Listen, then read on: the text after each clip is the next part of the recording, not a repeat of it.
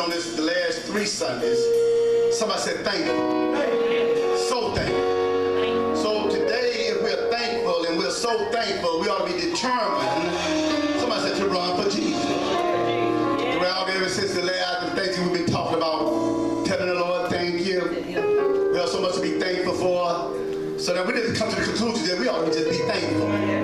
Somebody said so thankful. And because we're so thankful, tell somebody you ought to be determined to run for God.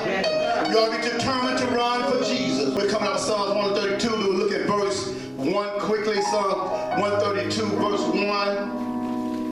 Here, God, we see that God is making a promise to David as well as David making a promise to God. And that God remember David and all that he's going through. Amen. How many know God will remember you? You will find these words. Psalms 132 verse 1. Lord, remember David and all his afflictions, how he swore unto the Lord and vowed unto the mighty God of Jacob. Surely I will not come into the tabernacle of my house, nor go up into my bed. I will not give sleep to my eyes, slumber to my eyelids, until I find out a place for the Lord, in habitation, life application, dwelling for the mighty God of Jacob. We're going to stop right there because I'm coming back to the scriptures. Amen. Somebody, thankful. I'm so thankful.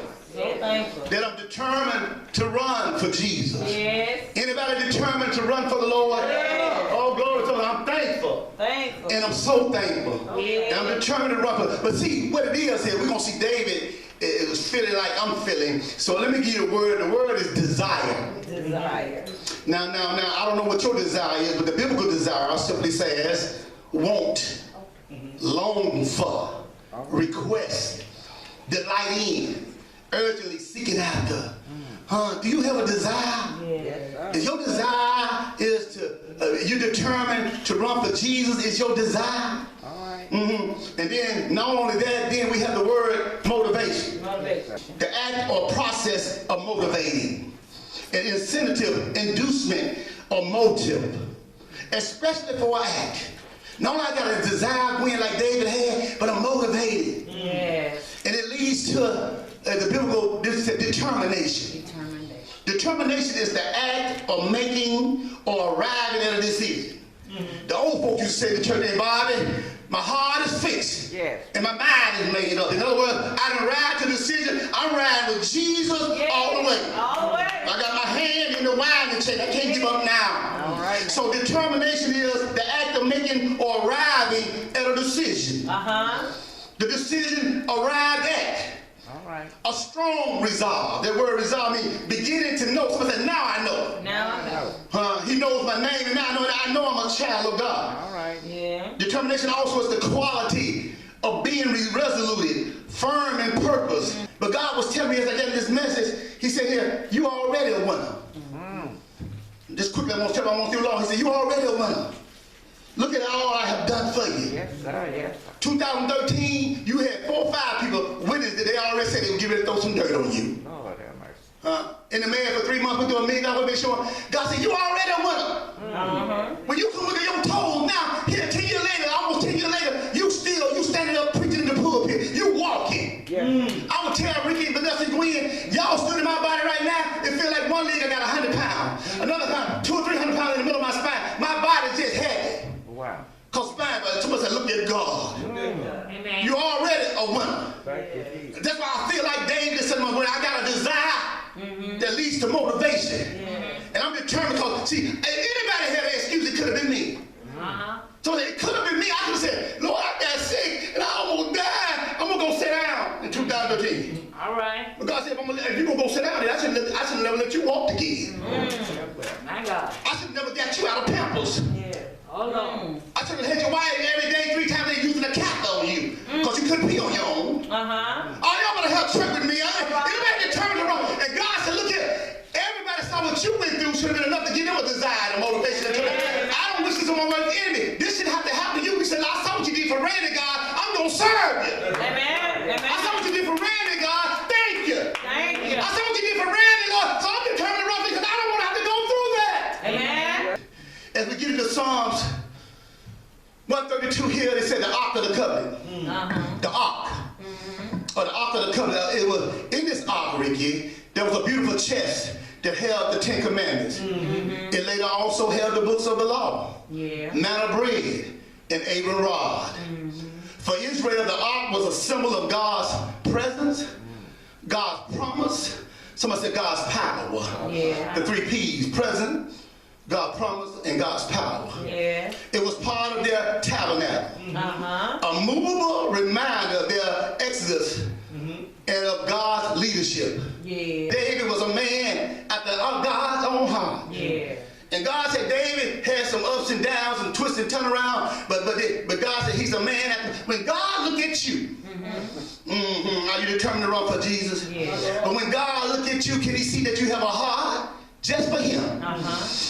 Is your heart going after God? It didn't mean David made some mistakes. He didn't do it all right, but when God saw David, like God see you and I, can he see that you have a heart, that you really love him with all your heart? As we get into this mess, we need to know that I'm learning that David was doing something, and we do what David did. Somebody said, have a desire and motivation and determination. But then David said, honor God. And God will honor you. I'm talking to somebody this Sunday morning. You ought to give God your time. That's why we're on the conference call. That's why we're in the sanctuary. We ought to give God our time, our worship and praise. But during the holiday season, people are so busy they ain't got time for God. And it's going to fall on his birthday like it did a couple of years ago. But tell somebody, honor God and God will honor you. Be faithful to God and God will be faithful to you.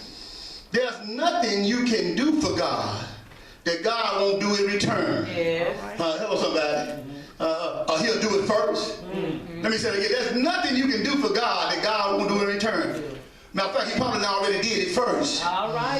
But we found out here in Psalm 32 in the beginning, it said this refers to David's desire.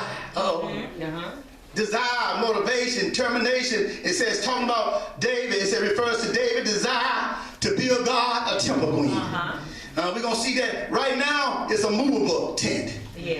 Lost and was found out there in the woods, we're going to see. But then David wanted to give him a stationary place. He out there in a little tent, movable tent. But we're going to get to, I don't want to jump the gun on that. I don't want to get excited.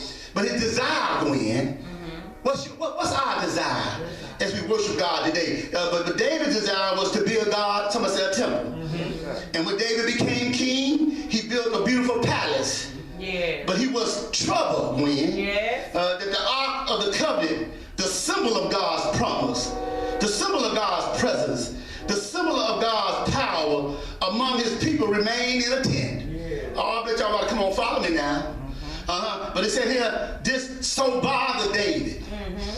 Some things ought to bother us. I'm going to leave that alone right now. But this so bothered David that he could not sleep until he corrected the situation.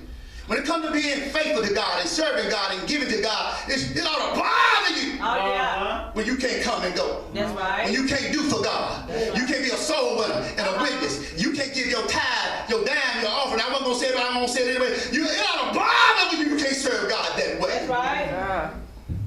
This bothered David till he couldn't sleep until he corrected this. Somebody said, I'm going to correct this situation. I'm going to rededicate my life. I'm going to accept Jesus Christ. I'm going to be about to receive the Holy Ghost. I've already been about my Father's business. I got to correct this situation. He began to lay a plan. There you go. He began to make a plan for the temple to the house, for the temple to house the ark. Said God's dwelling place. But watch this now. Somebody say eventually the temple was built by his son. But David made the plan. David got the blueprint. He got everything in order. Somebody got to start somewhere. Then somebody like I said, somebody gonna have to build. Somebody gonna have to plant. Somebody gonna have to water. But God will bring the increase. Glory to God. Eventually the temple was built by his son Solomon.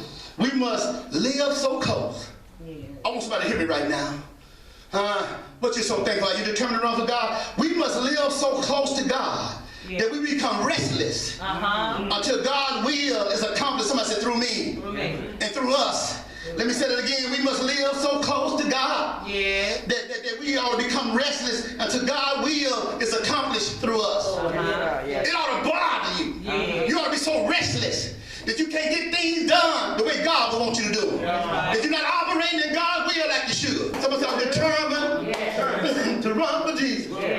The doors of the church is open. Thank God for Jesus. He came down for 33 long years.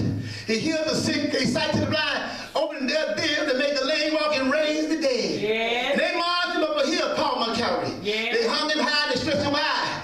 Hung from the 6th to the 8th hour. If anybody determined to run for Jesus, look up toward that way. They put some twisted up thorns on his head. Yes. Anybody determined to run for Jesus, give the Lord a hand clap of praise. Yes. They put some nails in his hand. The Roman soldier split him in his side. Yes. Come running out water and blood. Yes. The water for baptism. The blood talking about been bought with a price. Yes. That's why I'm determined to run for Jesus and give him some thanks and give him the praise. Because I've been bought with a price. Yes. Somebody on the conference call in the second you ought to be standing on your feet right now. He took them nails for you. Because he took them nails, you ought to stand and say, I'm determined to run for Jesus. I'm so thankful. I got a desire, motivation, lead the determination. But I'm going to tell you why I got a desire. And why I got a motivation. To lead the determination. I'm determined to run for Jesus because they put him in a bar